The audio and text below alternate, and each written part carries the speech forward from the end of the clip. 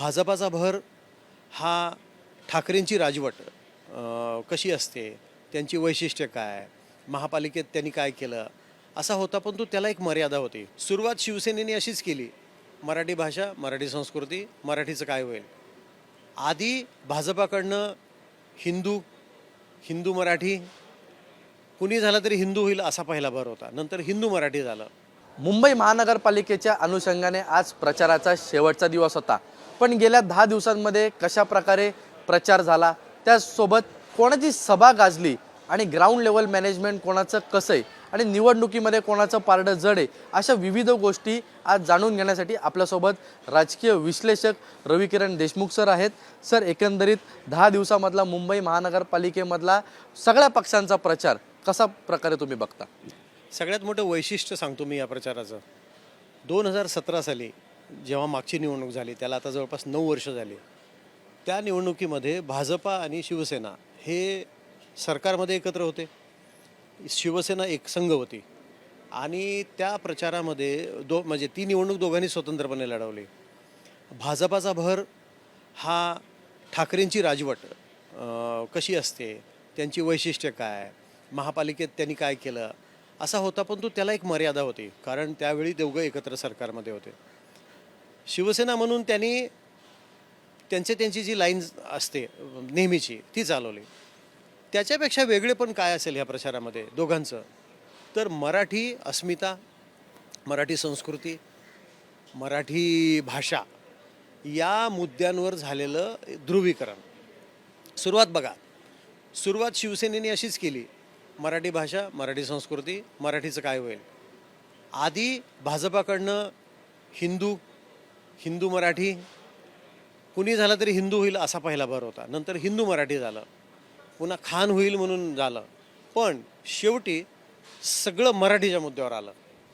आणि काँग्रेसला सुद्धा फारसा वेगळा काही प्रचार करायची, म्हणजे त्यांची जी पूर्वीची पद्धत होती की आमच्याकडे बहुभाषिक मतदार आहे, अल्पसंख्याक आहे, इतर प्रांतातून मुंबईला आपलं जे करिअर म्हणजे घडवण्यासाठी, राहण्यासाठी म्हणून स्थायिक होण्यासाठी आलेल्या लोकांचं आम्ही बघतो वगैरे, त्यांची लाईन शेवटी मध्यम मार्गावर आली. त्यांनीही आक्रमकपणे बाहेरची कुणाची बाजू मांडली नाही. त्यांच्याही लक्षात आलं की मुंबईमध्ये बहुतेक ध्रुवीकरण होतं आहे, तुम्ही मराठी मतदारांच्या बाजूने आहात की नाही, हा मुद्दा सेंट्रलाइज झाला, म्हणजे मध्यवर्ती ठिकाणी आला. हे या प्रचाराचं सगळ्यात मोठं वैशिष्ट्य ठरलं. आणि त्याला जोडून मग इतर पक्षांची भूमिका. थोडक्यात सांगायचं झालं तर मुंबईमध्ये महाविकास आघाडीचे घटक पक्ष म्हणून काँग्रेस आणि शिवसेना एकत्र लढतील, मनसेही सोबत राहील असं एकंदरीत चित्र होतं. परंतु काँग्रेसने झटका दिला, आश्चर्याचा धक्का दिला की त्यांनी अचानक म्हणजे घोषणा करून टाकली की आम्ही स्वतंत्र लढणार. त्यामुळं शिवसेनेमध्ये सुरुवातीला काहीच प्रतिक्रिया आली नाही. पुन्हा अशी चर्चा झाली की दिल्लीशी संपर्क साधण्यात आला आणि दिल्लीवरून सूचना येणार आहे काँग्रेस नेत्यांची, वरिष्ठांची, म्हणजे राहुल गांधी किंवा मल्लिकार्जुन खरगे असतील. आणि मविया ही एकसंघ राहील, लढेल. शरद पवारांची राष्ट्रवादी तर आधीपासून शिवसेनेसोबत राहायचं म्हणून त्यांनी जाहीरच केलं होतं. तसं अजिबात घडलं नाही. काँग्रेसनी अतिशय निर्धाराने भूमिका कायम ठेवली की आम्ही शिवसेनेसोबत किंवा मनसेसोबत जाणार नाही. याच्यामध्ये काँग्रेसची बहुतेक अशी गरज होती की आमचा जो बहुभाषिक, बहुधर्मीय आणि इतर प्रांतातून आलेला मतदार आहे, तो जर आम्हाला टिकवायचा असेल आणि काँग्रेसचा जे काही कोटा आहे मतांचा की मतपेढी आहे ती जर टिकवायची असेल, तर आम्हाला मनसेसोबत जाता येणार नाही. कारण मनसेची भूमिका ही परप्रांतीयांविषयी काय आहे हे सगळ्यांना माहिती आहे. त्यांना ती भीती वाटली म्हणून ते वेगळे राहिले. त्यांनी आपला प्रचाराचा भर हा सार्वजनिक, आपला सर्वधर्म समभाव, काँग्रेसची धोरणं यातच राहिला. परंतु काँग्रेसच्या प्रचाराचा खरा जोर अतिशय लक्षवेधी ठरला आहे असं काही लक्षात नाही आलं. कारण काँग्रेसच्या केंद्रीय नेत्यांनी प्रचारापासून स्वतःला दूर ठेवलं. फक्त अझरुद्दीन आले, आणखी काही नेते आले. तेलंगणचे मुख्यमंत्री येणार होते म्हणे, पण मुंबईत तर काही ते मला दिसले नाहीत. ते कदाचित त्या सीमा भागामध्ये जसं की नांदेड आहे लागून आहे तेलंगणला, तिथे आले असतील तर काही कल्पना नाही, किंवा चंद्रपूरला गेले असतील तर तेही माहिती नाही. पण काँग्रेसनी थोडा मर्यादित दृष्टिकोन स्वीकारला आणि बहुधा काँग्रेसच्याही लक्षात आलं की ही लढत खरी ठाकरे विरुद्ध इतर, म्हणजे त्यातल्या त्यात महायुती अशीच होती आहे. आता हा झाला इकडचा भाग.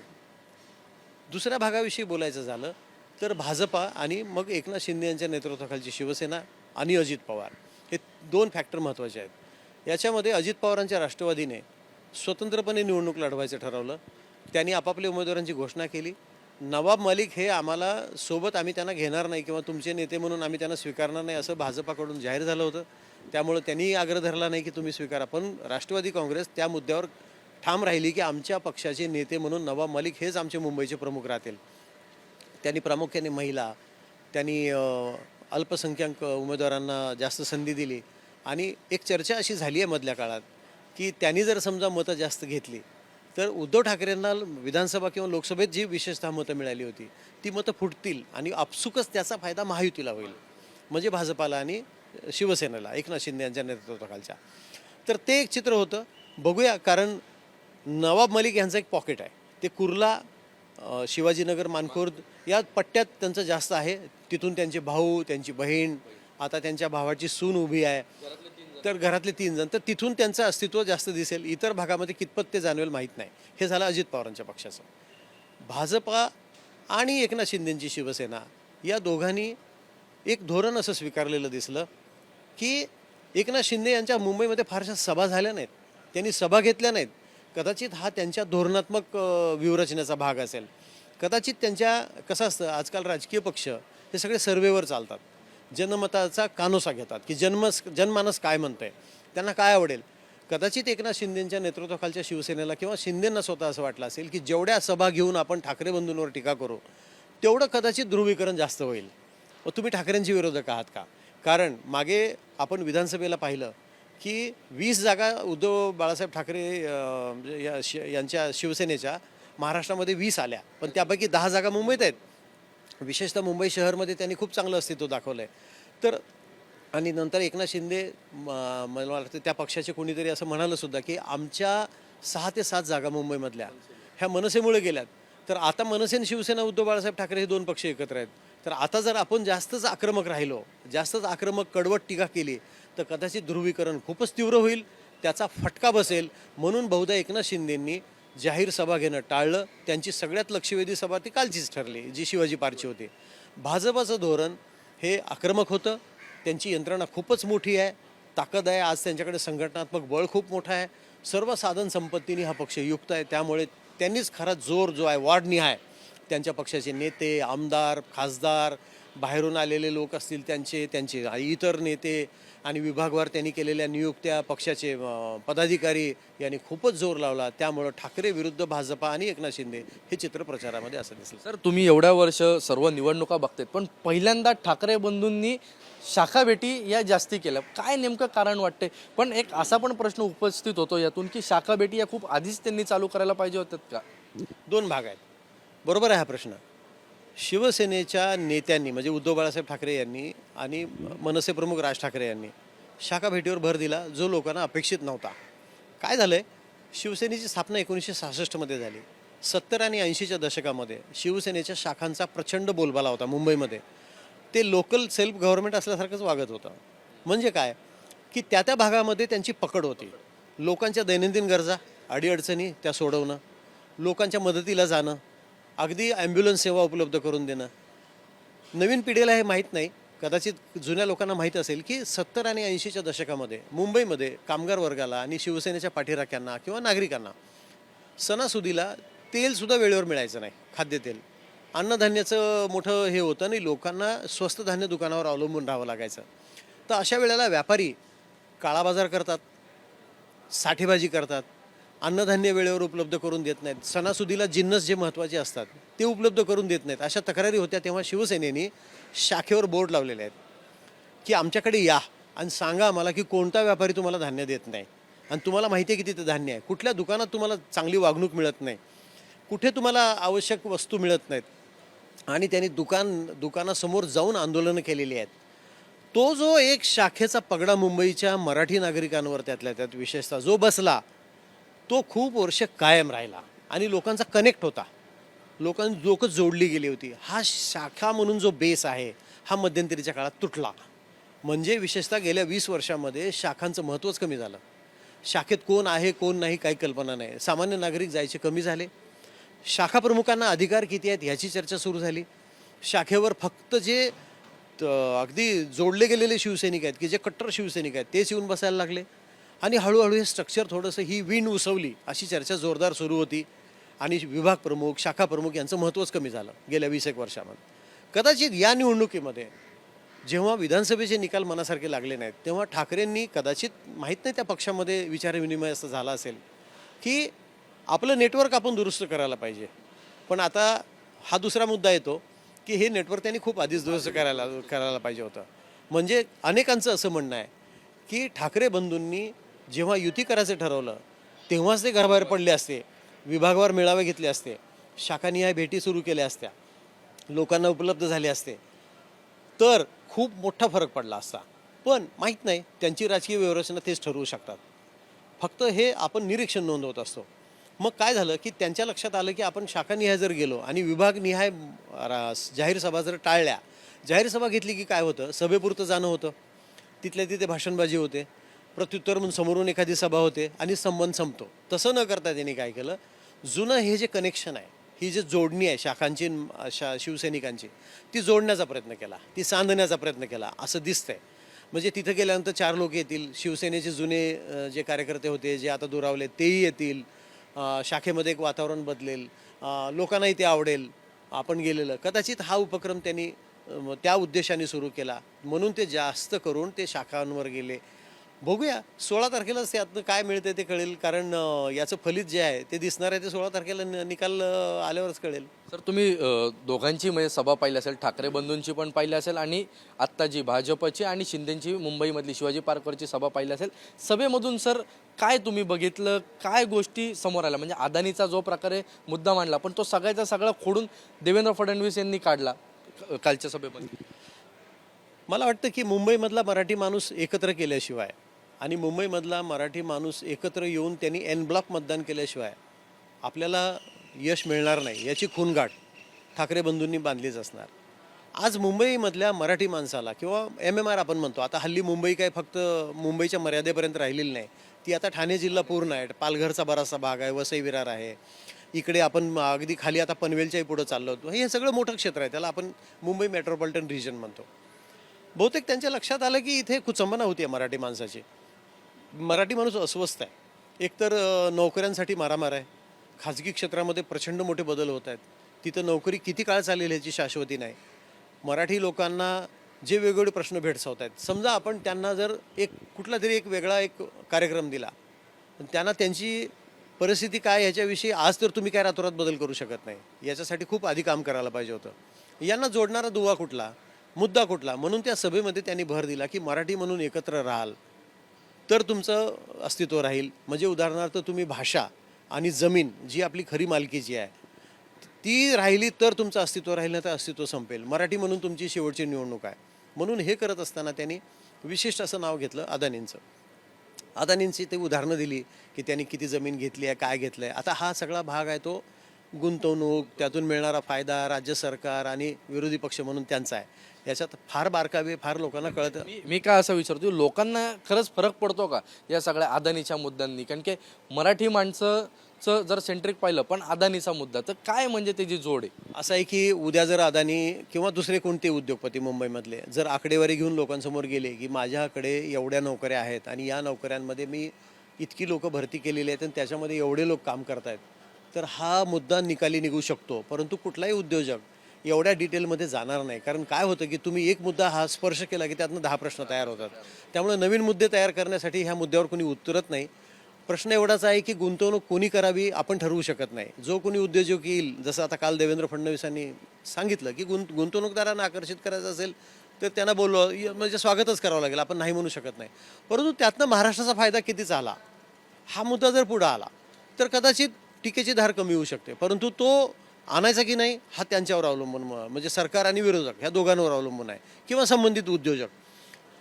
यातून जर असं दिसलं की ह्या विशिष्ट एका नावामुळं विशिष्ट काही धोरणांमुळं फायदा होतोय कुणाचा पण नुकसान मात्र महाराष्ट्राचं होतंय असं जर सिद्ध करता आलं तर त्याचा खरा फायदा मिळेल.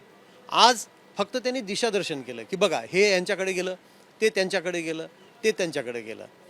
असं आहे की ते एक आहेत म्हणून त्यांनी अनेक घेतलेले प्रकल्प दिसत आहेत. समजा 4 लोक असती तर हा प्रचाराचा मुद्दा झाला नसता. कारण आज ना उद्या कुणी ना कुणी हे घेणारच होतं.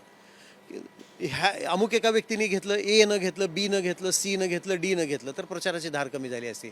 परंतु कुठलाही पक्ष असो राजकारणामध्ये हा नेहमी मुद्द्यांच्या शोधात असतो आणि जर असा रेडीमेड मुद्दा मिळाला की ज्याच्याकडे लोक आकर्षित होतात तर तो मुद्दा मांडण्याचं काम विरोधी पक्ष किंवा सत्ताधारी पक्ष करत असतो.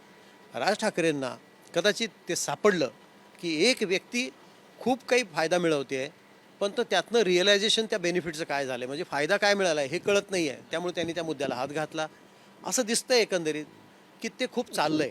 सोशल मीडियावर खूप ट्रेंडिंग आहे, लोक चर्चा करतायत, खूप बोलतायत. याचा नेमका फायदा त्यांना काय होईल ठाकरेंना हे पुन्हा 16 तारखेलाच आपल्याला कळेल, त्याच्या आधी कळणार नाही. परंतु सरकारने सरकारची बाजू मांडायचं काम केलेलं आहे, तेही आपण काल सगळ्यांनी पाहिलेलं आहे.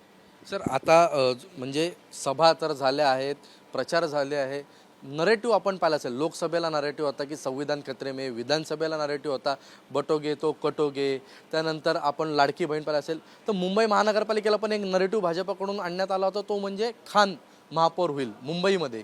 हा त्याचबरोबर ठाकरेंकडून मराठीचा मुद्दा, तो यावेळेस कुठला नरेटिव्ह चालेल? मला वाटतं की खान वगैरे काही नाही, मुद्दा हाच चालेल की मुंबईमध्ये मराठी लोकांचं योगदान खूप मोठं आहे. 1960 साली हे शहर महाराष्ट्रासाठी मिळवत असताना मोठा त्याग मराठी लोकांनी केलेला आहे. कामगार वर्ग हा मुंबईचा खरा आधारस्तंभ होता. मुंबईमध्ये कामगारांची ताकद अफाट होती. कामगारांची एवढी पकड होती की जर कामगारांनी ठरवलं तर मुंबई ठप्प होत होती. त्यांचे नेते म्हणून कॉम्रेड एस ए डांगे असतील, पुढं जॉर्ज फर्नांडिस असतील, हे खरे मुंबईचे फार मोठे किंग होते. ते तोडण्यासाठीच शिवसेना आली पुढं आणि हळूहळू बाळासाहेब ठाकरे या व्यक्तीभोवती सगळं केंद्रित झालं राजकारण. आता तोच मुद्दा मराठी संस्कृती, मराठी भाषा, मराठी लोकांची पकड हा संवेदनशील झाला आहे. याचं प्रमुख कारण असं आहे, हे नरेटिव्ह जे आहे म्हणजे खाण हा मुद्दा मागे पडला, मराठी चालतो की नाही तुम्हाला या मुद्द्यावर सगळे आले, पुन्हा शेवट त्याच्यावरच झाला आहे आता. पण सर प्रश्न असा उपस्थित होतो की मराठीचा मुद्दा एका पक्षाने जर धरला तर मुंबईमध्ये ही कॉस्मोपॉलिटन शेवटी शहर आहे, तर किती मराठीचा मुद्दा हा फायद्याचा ठरेल वोटिंगच्या दृष्टिकोनाने मी म्हणतोय? तसं पाहायला गेलं तर मुंबईमध्ये आपण पूर्वी ढोबळमानाने म्हणायचो की 32 ते 36% मराठी आहेत. आता तर काही लोकांचं म्हणणं आहे की ते प्रमाण 30% खाली आलं आहे. किती टक्के आहे असं म्हणणं हे थोडंसं भाबडेपणाचं ठरेल, कारण किती लोक मतदानाला जातात आणि किती लोक ठरवून विशिष्ट प्रकारे मतदान करतात हा दुसराच मुद्दा आहे. असा आहे की मुंबईमध्ये ज्यांचा जन्म झाला आहे, मग ते देशाच्या कुठल्याही प्रांतातून आलेले असोत, हे थोड्याफार फरकाने ते सुद्धा मराठीच आहेत. त्यांच्याकडे आता त्यांची कॉलेजमध्ये शिक्षण मुंबईत झालं, त्यांचे मराठी मित्र आहेत, तेही मराठीच बोलतात सर्रास, त्यांना मराठी जीवनपद्धती त्यांनी स्वीकारलेली आहे. त्यांचे सांस्कृतिक किंवा ह्याचे संबंध आहेत, नातेसंबंध, ते सुद्धा मराठी लोकांशी जोडले गेलेले आहेत. एक असा वर्ग तयार झाला आहे मुंबईमध्ये एक तरुणांचा की त्यांना त्या मुद्द्यावर कितपत आपण रस घेतला पाहिजे, मराठी आहोत की नाही, ह्यावर ते संभ्रमात आहेत. कारण हे ग्लोबल थिंकिंग आहे त्यांचं. हल्ली मोबाईल आला आहे प्रत्येकाच्या हातात, सोशल मीडिया आहे, अमेरिकेत काय चाललं आहे, युरोपमध्ये काय चाललं आहे ह्याचा विचार करणारी ती पिढी आहे. ज्या पिढीला, ज्या वर्गाला, विशिष्ट वर्गाला असं वाटेल की केवळ आपण मराठी आहोत म्हणून दुर्लक्षित आहोत, तो वर्ग त्वेषाने मतदान करेल. तो कोणाला करेल मतदान? तो ठाकरेंच्या मागे जाईल, हे उघड आहे. कारण त्याला असं वाटेल, का सांगतो ह्याचं कारण सांगतो, की ठाकरे आणि मराठी हे नातं 66 पासून पुढे चालत आलं. भलेही ठाकरेंनी मराठीबद्दल नेमकं काय केलं हा वादाचा मुद्दा वारंवार उपस्थित केला जातो की तुम्ही किती मराठी लोकांच्या मागे उभं राहिलात.